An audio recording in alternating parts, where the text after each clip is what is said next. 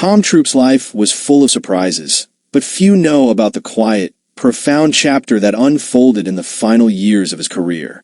One that has never been captured by the media, nor whispered across social feeds. It was a story not of stage lights or standing ovations, but of mentorship, memory, and the kind of legacy that doesn't clamor for headlines. In the autumn of 2011, long after most of his peers had retired to Malibu balconies or tucked themselves away in Palm Springs hideaways, Tom Troupe started visiting a community theater tucked in a modest Los Angeles suburb. It wasn't a fancy place.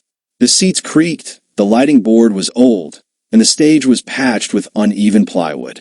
But it was here, amidst mismatched curtains and young, hungry talent, that Tom found a new rhythm to life. He never told anyone in the press. Not even his closest theater friends knew. He simply showed up on a Tuesday afternoon, walked into the rehearsal space in his signature flat cap and soft cardigan, and sat in the back row of a room full of 20-somethings trying to make sense of Tennessee Williams. The young director had no idea who he was at first.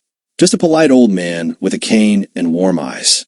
But when he offered a suggestion about the way Blanche Du Bois should turn her back during a monologue, something subtle, something filled with tension and unspoken grief, the entire room fell silent. The air shifted. It wasn't just a tip. It was wisdom laced with decades of lived emotion. Words slowly trickled through the cast. "That's Tom Troupe," someone whispered. And suddenly, the Tuesday visits became sacred. For the next 3 years, Tom became a quiet mentor to the company.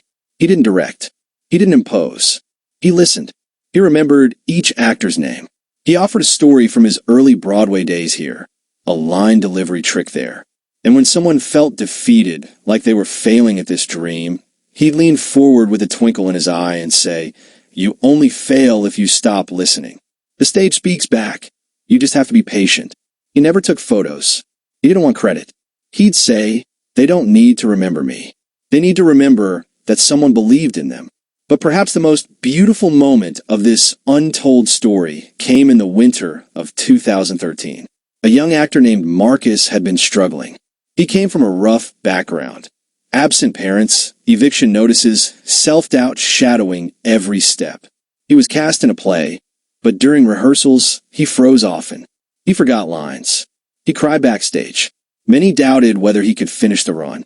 One night after rehearsal, Tom waited until everyone had left. He called Marcus over. He told him about a night in 1958 when, as a young actor, he stood backstage shaking before opening curtain. "I thought I'd faint," Tom admitted. "I thought I wasn't enough. And someone older than me, an actor no one remembers now, took my hand and said, 'Breathe. Let the words carry you. You're not alone out there.'" Then Tom reached into his coat pocket and handed Marcus something, an old, worn-out cue card. On it, in faded ink, were scribbled lines from A Moon for the Misbegotten, the same lines Tom had once stumbled over. "This was my first cue card. I've kept it all my life. Now it's yours." Marcus cried. That night, he didn't just act. He became his role. And in the months that followed, his life began to turn. He got a scholarship, a call back from a casting director. Confidence. When Tom stopped coming in late 2014 due to health issues, the troupe kept an empty seat in the back row for him, every rehearsal. They even named the green room after him, though he never asked for that kind of honor. And perhaps the most tender twist to this hidden story is this. Tom never told his longtime wife, Carol Cook, about these visits. He didn't want her worrying about him being out too late or walking too far. It was his secret joy, a gift to the next generation, passed along not in headlines, but in hushed moments and kind gestures. Tom Troupe lived 95 remarkable years, and the world rightly remembers him as a Broadway great, a television regular, a devoted husband. But there's a quiet corner of Los Angeles, and a circle of now-grown actors scattered across the country, who remember him as something more. Not just a performer, not just a legend, but the gentle soul in the back of the room, who believed in them when they didn't yet believe in themselves. And that was Tom Troupe's greatest performance of all. If this story touched you, if you believe these quiet legacies matter as much as the ones that make headlines, drop a comment. Share your thoughts. Maybe even share a story of someone who once believed in you.